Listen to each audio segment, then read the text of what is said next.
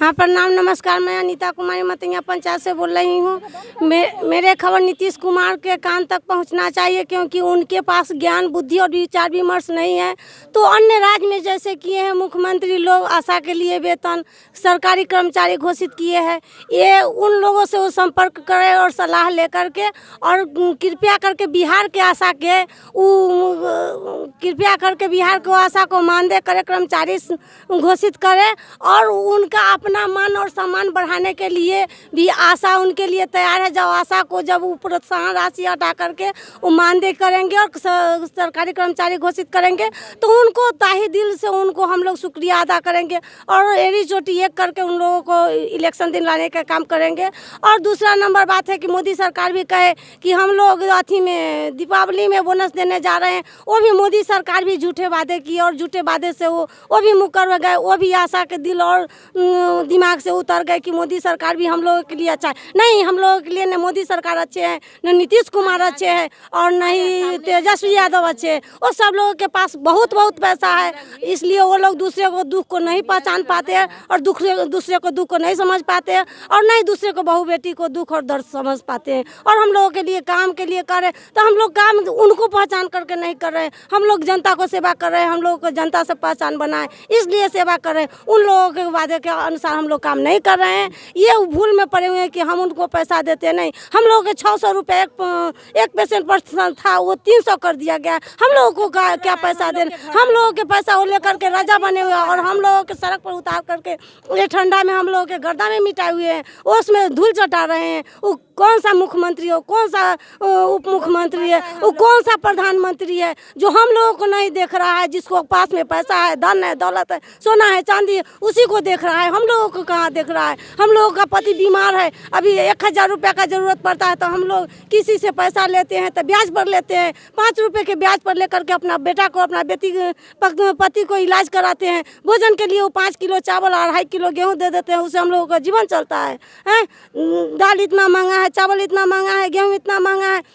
खाली हम चावल दे दिए तो हम प्रधानमंत्री बन गए, तो क्या हम उसका जीवन रक्षक है? नहीं, वो अपना घर से दे रहे हैं, कुछ भी नहीं कर रहे। हम लोगों का अंधा बना रहे हैं, लेकिन इस बार अंधा खुद बनेंगे जब कुर्सी से उतर जाएंगे, जब पता चलेगा। जय श्री राम। मेरा नाम श्रीनिवास कुमार हुआ और हम आशा दीदी के सहयोग में हमेशा रहते हैं तत्पर। और कहना यह है कि दिन पर दिन महंगाई बढ़ रहा है, परिस्थिति के अनुसार इन लोगों का पैसा नहीं मिल रहा है, और इतना दुख से आप देख रहे हैं अभी कितना ठंड है। इस ठंड में भी बैठक में ये लोग आई है, और हमको अभी तक लगता है कि विश्व में, भारत में जितना भी लोग पदाधिकारी हैं, कर्मचारी है, सबसे ज़्यादा अगर कष्ट उठाने वाली है तो आशा दीदी है। क्योंकि ठंडा में, भारी ठंडा में, भारी वर्षा में और भारी गर्मी में भी इनको अगर 12 बजे रात की जरूरत पड़ता है तो 12 बजे रात के आती है। और सोचने वाली बात है कि जहाँ से उत्पत्ति होता है, जहाँ से बच्चा का जन्म होता है, वहाँ से लेकर अंतिम संस्कार तक आशा दीदी का कार्यक्रम होता है। और बड़ी दुख की बात है कि सारे काम करते हुए सभी लोगों का मानदेय बढ़ाया जा रहा है। खुशी की बात है कि बढ़ाया जाए, उससे कोई हम लोग को तकलीफ नहीं है, लेकिन इन लोगों का मानदेय कोई नहीं बढ़ाया जा रहा है। सबसे ये सोचने वाली बात है कि जिन आशा दीदी के बदौलत अगर इनके घर में कोई कुटुंब आ जाए, कोई रिश्तेदार आ जाए, उसको छोड़ करके और इसमें आना पड़ता है। उतना ही नहीं, अगर घर में शादी समारोह है उसको भी इनको त्यागना पड़ता है। इतना दुख दर्द के साथ इन्होंने काम करता है। लेकिन न केंद्र सरकार और न बिहार सरकार के आंख में थोड़ा सा भी लज्जा शर्म नहीं है कि आज उन लोगों का भी पत्नी को इसी रास्ते से गुजरना पड़ता है, और उन लोगों को पत्नी को भी इन्हीं के माध्यम से सेवा किया जाता है।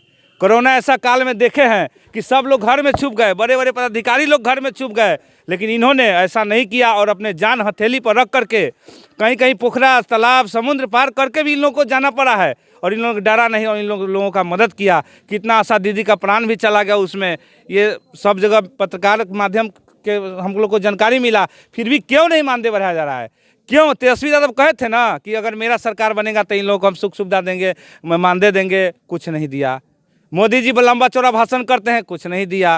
रोज होता है कि कल के बैठक में इनका क्लियर कर दिया जाएगा, नहीं हो रहा है। बहुत दर्द हो रहा है और दुख हो रहा है। थोड़ा सा भी शर्म होगा, थोड़ा सा भी लज्जा होगा कि मेरा माँ और मेरा बहन समान मेरा दीदी अगर इस कार्यक्रम में लगा हुआ है तो इनका मानदेय होना चाहिए। और थोड़ा मोड़ा नहीं होना चाहिए, सब पदाधिकारी से ज़्यादा होना चाहिए, क्योंकि सबसे अधिक मेहनत होता है। आप हम लोग देखते हैं कि एम्बुलेंस में जहाँ भी दुख दर्द होता है, इन्होंने बिना बुलाए हुए भी जाते हैं और मदद करते हैं। इसलिए हम लोग इनका सहयोग कर रहे हैं कि आज जो भी बच्चा जन्म ले रहा है और उनको जो खून पसीना से मेहनत करके या टीकाकरण करना हो, उनका प्रसव हो, उनका देख रेख हो, उनका वजन करना हो, जो निर्माण, जो देश का निर्माण जो लोग करने जा रहे हैं, लेकिन सबसे बड़ी निर्माण इनके साथ होना चाहिए, इनका मदद मिलना चाहिए। जब तक ले इनका हक की लड़ाई नहीं मिलेगा, हम लोग लड़ाई लड़ते रहेंगे। और सोच रहे हैं कि अब हम लोग क्या काम करेंगे।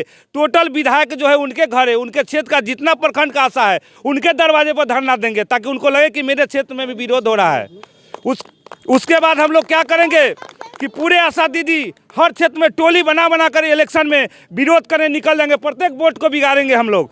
और ऐसा नहीं है कि हर आशा दीदी 1000-2000 लोगों के बीच में काम कर रही है और हम एक आशा दीदी दूसरे क्षेत्र में जा करके, और जो विधायक अपने बैठे हुए हैं सोच रहे हैं कुछ नहीं होगा, हम लोग प्रचार में उसके खिलाफ में उतरेंगे। केंद्र उसके हो सकता है निर्दलीय को वोट हम लोग कर दे, लेकिन ये दोनों को हम लोग नहीं देख चाहेंगे, नहीं मान दे देगा। तो हम लोग सोच लिए कि पूरे गांव में इनके खिलाफ अब प्रदर्शन कम करेंगे और उनके खिलाफ वोट बिगाड़ने जाएंगे। हम लोग गांव में हम लोग ये प्रण ले चुके हैं। जो एक इतना कष्ट उठा सकता है ठंडा में, तो हम लोग घूम नहीं सकते उसके खिलाफ में। हम लोग साथ गद्दारी कर रहा है और हम लोग तन मन धन से हम उनका खिलाफ करने जा रहे हैं। हम आप माने सूचना दे रहे हैं आप लोग को। और शर्म तेजस्वी यादव को आना चाहिए ना कि वो करार करके माने बार बार करार करके भूल जा रहे हैं। वो लगता है कि वो जन्म लिए हैं कि नहीं लिए हैं, भगवान जाने। लोग उनको भगवान और कृष्णा कहता है। ऐसे लोगों को तो पानी में डूब मरना चाहिए। इसलिए डूब मरना चाहिए। हॉस्पिटल में किस मुंह से जाते हैं सर्वेक्षण करने, किस मुंह से? क्योंकि जो हॉस्पिटल का स्टाफ है उनको खुश नहीं रखना चाहते हैं, चाहे एम्बुलेंस चालक हो, चाहे आशा हो, चाहे कोई भी करता हो स्वास्थ्यकर्मी को, किसी का वो माने हित का बात नहीं करते हैं। और जाते हॉस्पिटल निरीक्षण करने, अपने क्षेत्र में गए थे कल परसों, सुने हैं। हमको शर्म और उनको शर्म, चाहे न्यूज़ पहुँचाइए कि आशा दीदी और स्वास्थ्य कर्मचारी के हित में और काम नहीं करेंगे तो उनको टपने का अधिकार नहीं है और उनको पीठ थपथपाने का अधिकार नहीं है। अगर आज पीठ थपथपा रहे हैं केंद्र सरकार, बिहार सरकार कि स्वास्थ्य पर अच्छा काम कर रहे हैं, तो इन्हीं लोग का देन है और स्वास्थ्य कर्मचारी का देन है। आज अगर डुबाएगा तो स्वास्थ्य कर्मचारी उनको लेकर डुबाएगा, समझ लीजिए। इतना ही के साथ हम श्रीनिवास कुमार, प्रखंड वैशाली, आप लोगों को बधाई देते हैं। क्या नाम है दीदी का? अनामिका नाम है मेरा। क्या कहेंगे मुख्यमंत्री? मुख्यमंत्री जी से कहना चाहते हैं, वो कहते हैं कि हम आशा को पहचानते ही नहीं हैं। जब आपने आशा को पहचाने नहीं तो आपने बहाली कराया कैसे? आप कहते हैं कि आशा पढ़ी लिखी नहीं है, आजकल डिजिटल इंडिया हो गया है, डिजिटल काम दे रहे हैं। तो आपने जब बहाली ली थी तो 8वीं पास पे ली थी, तो क्या सोच के आप उस समय बहाली लिए थे? और आप परिवर्तन जब कर रहे हैं तो उसके अनुसार एजुकेशन दीजिए, उनको उतना क्वालिफाई कीजिए, उसके बाद भी इस चीज़ को कीजिए कि हाँ आप ऐसा काम कीजिए। आप मोबाइल दे दिए, मोबाइल भी किसी काम का नहीं है। आप हर तरह का काम दे रहे हैं। हम लोग जच्चा बच्चा के लिए हम लोग यहाँ पे रखेगा, और जच्चा बच्चा के अलावा हमसे मतदाता सूची का भी काम करवाया जाता है। ये टीचर से BLO का काम था, वो हम लोग को दे दिया गया। तो अधिक प्रेशर दे रहे हैं, पैसा कुछ भी नहीं दे रहा है। तो ये प्रेशर किस चीज़ का? आप कहते हैं कि जो पढ़ा लिखा है तो चलिए कुछ कर लेगी, जो नहीं पढ़ी लिखी 8वीं पास पे जो बहाली ली है वो कैसे करेगी? फिर भी करके दे रही है किसी तरीक़ा से, अपने पति की मदद से, बेटे की मदद से, किसी तरीक़ा से तो वो करके दे रही है। तो आप तो ये मानसिक शोषण भी कर रहे हैं, शारीरिक शोषण भी हो रहा है, मानसिक शोषण भी हो रहा है। तो इस स्वास्थ्य विभाग में अगर स्वास्थ्य कार्यकर्ता के साथ ही शोषण होगा तो ये कैसे चलेगा? क्या स्वास्थ्य हिलेगा नहीं? जब हमारा ही स्वास्थ्य सही नहीं रहेगा तो हम आगे स्वास्थ्य को आगे कैसे बढ़ाएंगे? और दूसरी चीज़ कि हम लोग रीढ़ की हड्डी हैं, और हम लोग जो जन्म ले रहा है बच्चा, वो तो आने वाला युग में क्या करेगा वो पता नहीं, लेकिन जो बच्चा जन्म ले रहा है तो हम लोग उसका एक तरह से निर्माण ही कर रहे हैं, बच्चे की सुरक्षा कर रहे हैं। अगर बच्चा ही नहीं सही से आगे बढ़ेगा तो फिर आगे का ये सब कैसे चलेगा संसार? हाँ, तो नीतीश कुमार को सोचना चाहिए कि जब हम लोग इस संसार को आगे बढ़ा रहे हैं तो उसमें हम लोग का योगदान बढ़ाना चाहिए, और हमारे मनोबल तोड़ने के बजाय मनोबल बढ़ाना चाहिए उनको। तो हर तरह से तोड़ रहे हैं, काम का प्रेशर देते जा रहे हैं, मानदेय दे नहीं रहे हैं। और अगर 1000 हमको किए भी हैं तो उस पर 6 काम किए हैं। 6 काम कीजिएगा तो होगा? क्या पॉसिबल है कि हर काम हर महीने हो ही जाए? क्या गर्भवती हर जगह मिल जाती हैं? अब तो ऐसे भी सब कोई जागरूक हो गया है कि कोई 2 बच्चा चाहता है, कोई 2 बच्चे के एक ही बच्चा पे ऑपरेशन करा लेता है। तो हर घर में तो गर्भवती भी नहीं मिलती है। काम का प्रेशर हर समय देता है कि हमको ये चाहिए, हमको वो चाहिए। तो वो चाहिए तो उसके अनुसार आप सब कुछ अवेलेबल कराइए। स्वास्थ्य विभाग में हम लोग काम करने चलते हैं, हमारे पास कोई उपलब्धि नहीं है। अगर कोई कह दे कि हाँ हमको ये सामान चाहिए, पैरासीटामोल दे दिए, कुछ भी दीजिए, तो हमारे पास कुछ भी नहीं मिलता है। हमें कुछ भी नहीं दिया जाता है। कोविड में भी है, जिसमें बहू थी, बेटी थी, पत्नी थी, हर कोई साथ छोड़ दिया। काम करना है, काम का प्रेशर बहुत ज़्यादा है। काम करना आप कैसे भी कीजिए, आप मरिए जिए, उससे मतलब नहीं है। धूप में, पानी में, आंधी में, कैसे भी आप काम कीजिए, लेकिन पैसा का बात नहीं कीजिए। पैसा का बात एकदम नहीं कीजिए। पैसा का बात बस। हाँ, आज हम लोगों को पोर्टल हो गया कि पोर्टल के अनुसार से हम लोग को पैसा मिल रहा है, उसमें भी हम लोग को शोषण किया जाता है। उसमें हाँ, उसमें भी शोषण है। हमने सुना है कि पैसा लेते हैं लोग।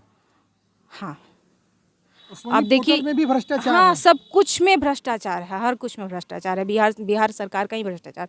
जब सरकार ही सही नहीं रहेगी तो बाकी को हम लोग क्या कर सकते हैं। क्या बोल रही हैं दीदी, बोलिए।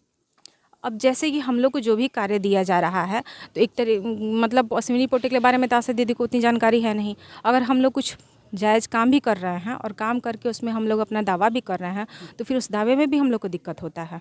उसमें भी ये काम सही नहीं है, वो काम सही नहीं है, ऐसे करके वैसे करके किसी तरह बरगला करके उसको हटा दिया जाता है। सरकार क्या कर रही है पोर्टल के विषय में, तो उसके विषय में सही तरीक़ा से सबसे पहले आप ट्रेनिंग दीजिए, जानकारी दीजिए, और उसके बाद अगर गलती होता है तो आप कुछ कह सकते हैं, लेकिन इसका एक निर्णय होना चाहिए। और हम लोग को जो 1000 पे जो 6 काम का जो मतलब किया गया कि 6 काम होगा तभी हम लोग को पैसा मिलेगा, तो फिर 1000 का मतलब ही कहाँ बनता है? 1000 भी हम लोग को नहीं बन रहा है, तो आप इस चीज़ को हटाइए ना।